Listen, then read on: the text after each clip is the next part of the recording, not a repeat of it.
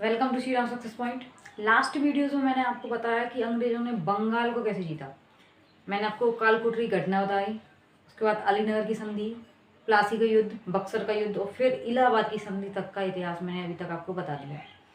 अब देखते हैं अंग्रेज़ों ने अपनी साम्राज्यवादी जो नीति थी उसके तहत मैसूर को कैसे जीता। तो सबसे पहले इसके लिए मैसूर को जानना जरूरी, जरा सा मैसूर का इतिहास भी देख लेते हैं सबसे पहले। तो ये मैसूर जो है, मैसूर बना कैसे। मैसूर आपको मैंने बताया था मेडाइवल हिस्ट्री में विजयनगर साम्राज्य का विघटन जब हुआ, उसके बाद छोटे छोटे कई राज्य बने थे, उनमें मैसूर भी शामिल था। विजयनगर का गठन विघटन जो कौन से युद्ध में हुआ था मैंने आपको बताया, तालीकोटा का युद्ध। तालीकोटा या उसी को कहते हैं बन्नी हट्टी का युद्ध या राक्षसी तंगड़ी का युद्ध। डेट उसकी याद रखना, 23 जनवरी 1565। 23 जनवरी 1565 को विजयनगर साम्राज्य का अंत हो गया। उसके बाद कई सारे छोटे छोटे राज्य बन गए, उसमें एक राज्य था मैसूर भी। तो मैसूर पर कौन से वंश का शासन स्थापित होता? वोडियार वंश का। कौन सा वंश? वोडियार वंश का शासन स्थापित हुआ था।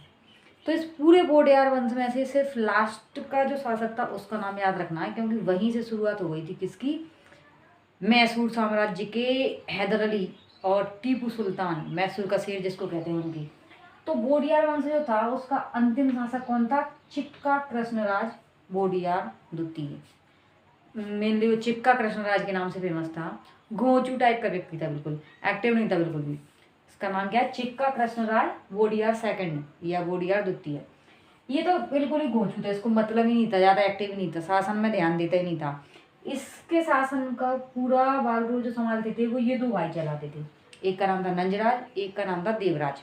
नंजराज और देवराज दो मंत्री थे। हालांकि ये वित्त मंत्री था, ये प्रमुख सेनापति था, लेकिन मंत्री का काम भी करते थे दोनों। तो मेनली बुक में लिखा रहता है कि नंजराज और देवराज दो भाई मंत्री थे और ये पूरे शासन की बागडोर संभालते थे। कौन सा? वोडियार वंश की। वोडियार वंश का अंतिम शासक चिक्का कृष्णराज, उसके दो मंत्री, दो भाई थे, नंजराज और देवराज। तो क्या होता है, नंजराज की सेना में शामिल, ये अपनी सेना में शामिल करता है हैदर अली। ये अपना जिंदगी की शुरुआत, करियर कहते हैं इसको, करियर की शुरुआत ये करता है नंजराज की सेना में शामिल होगा। कौन? हैदर अली। किसकी सेना में शामिल हो जाता है? हैदर अली की में। ये योग्य रहते हैं दोनों व्यक्ति, नंजराज और देवराज, लेकिन हैदर अली उसमें ऐसा योग्य व्यक्ति शामिल हो जाता है जो इनका भी बाप रहता है। इनसे ज़्यादा होशियार रहता है, पढ़ा लिखा नहीं रहता लेकिन बहुत ज़्यादा एक्टिव रहता है, बहुत इंटेलिजेंट, साथ ही साथ पॉलिटिशियन, बहुत ज़्यादा, इतना ज़्यादा चतुर रहता है कि इन दोनों को ही सफाया कर देता है, इनको हटा देता है, मतलब इनको संन्यास लेने के लिए बाध्य कर देता है और पूरे मैसूर का शासक बन जाता है हैदर अली। ठीक है, अब समझ आया हैदर अली कैसे शासक बना। तो जो हैदर अली है, अब इसका युद्ध होता है अंग्रेजों के साथ, क्योंकि अंग्रेजों की तो नीति ही है जीतने की, मतलब जब तक वो साम्राज्य को पूरे को जीतेंगे नहीं तो व्यापार नहीं कर पाएंगे। और जितना क्षेत्र भारत में अंग्रेजों का होगा उतना उन्हें व्यापार करने में सुविधा होगी। तो इस लिहाज से वो चाहते थे कि मैसूर जल्द से जल्द उनका हो जाए। तो अब क्या होता है? अब होता है अंग्रेजों का मैसूर के साथ युद्ध, या कहें तो अपन हैदर अली के साथ युद्ध।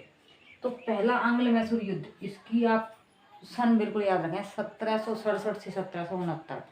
1767 से 1769 प्रथम आंग्ल मैसूर युद्ध। आंग्ल मैसूर युद्ध का मतलब है अंग्रेज का मैसूर के साथ युद्ध। तो प्रथम आंग्ल मैसूर युद्ध इसकी डेट रहती है 1767 से 1769। याद रखना, 1767 से 1769। इस युद्ध में जीत कौन जाता है?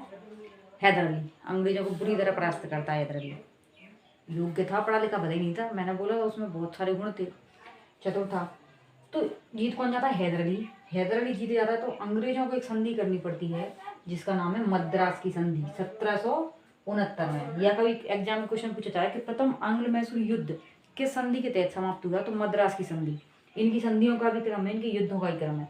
4 युद्ध हुए लगातार, प्रथम आंग्ल मैसूर युद्ध, द्वितीय, तृतीय और चतुर्थ आंग्ल मैसूर युद्ध। तो 3 संधियां हुई हैं लगातार, 4 युद्धों के क्रम में 3 संधियां हुई। चौथे में तो उनका अधिकार ही हो गया, मैसूर जीत लिया था उन्हें। तो याद रखना, प्रथम आंग्ल मैसूर युद्ध 1767 से 1769 में हुआ, जिसको मद्रास की संधि के तहत समाप्त किया गया, समझौता सा किया गया।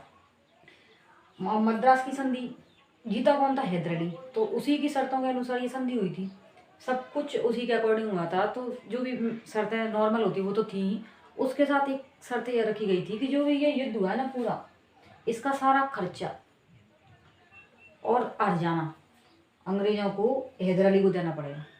एक अच्छी संधि हुई थी हैदर अली के पक्ष में। सारा का सारा जुर्माना जो भी खर्चा हुआ सब अंग्रेजों को हैदर अली को देना पड़ेगा।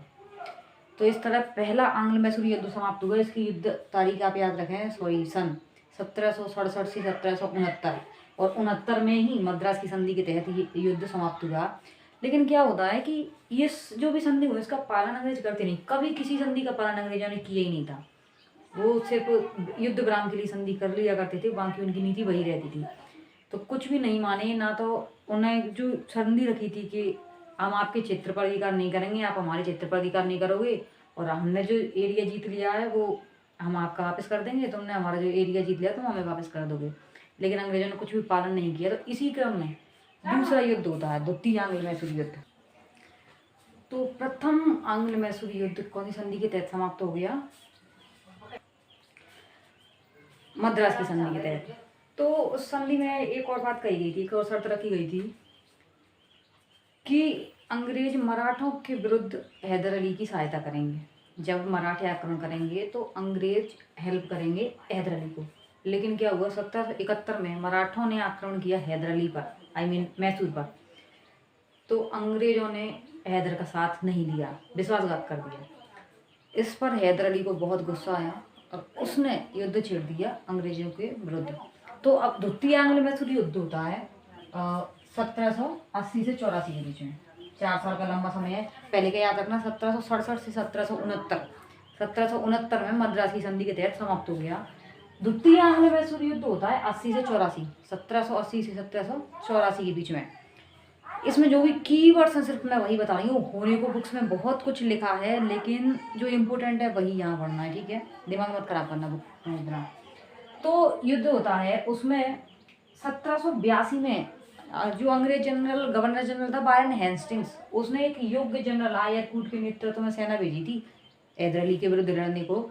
तो 1782 में हैदर अली ने आयर कूट को हरा दिया। बहुत योग्य था आयर कूट, उसको भी हरा दिया। अंग्रेज जनरल आयर कूट को हराया। कब? 1782 में हैदर अली ने। हरा तो दिया, लेकिन हुआ क्या, इस युद्ध में खुद घायल हो गया हैदर अली। हाँ, घायल हो गया तो उसके बाद उसकी मौत हो गई हैदर अली की। हारा, युद्ध में नहीं मरा था हैदर अली। युद्ध में तो उसने आयरकुट को पराजित कर दिया, लेकिन वो घायल हो गया था खुद। उसके बाद में उसकी मौत हो गई हैदर अली की। तो 1782 में हैदर अली की मौत हुई थी, याद रखना। 1782 में ही इसने आयरकुट को हराया। उसके बाद 1782 में ही हैदर अली की मृत्यु हो गई। तो मृत्यु हो गई तो उसके बाद उसका बेटा मैसूर का शेर नाम से जाना जाता है, क्या नाम उसका? टीपू सुल्तान। अब टीपू सुल्तान इस युद्ध को जारी रखेगा 1782 के बाद। 84 तक युद्ध चलता रहता है दोनों में। अब युद्ध 4 साल का लंबा समय, अंग्रेज भी परेशान हो गए, वो भी झेलने की स्थिति में नहीं थे। जान माल की हानि खूब हो गई थी, अंग्रेजों की भी, इधर टीपू की भी, दोनों ही परेशान हो गए। तो इन दोनों ने क्या किया, 1784 में एक संधि कर ली, जिसको कहते हैं मंगलौर की संधि। प्रथम युद्ध की संधि है मद्रास। द्वितीय आंग्ल मैसूर युद्ध कौन सी संधि के तहत समाप्त होगा? मंगलौर की संधि। इनका क्रम याद रखना। अभी तृतीय आंग्ल मैसूर युद्ध की भी एक संधि होगी, श्रीरंगपत्तनम की संधि।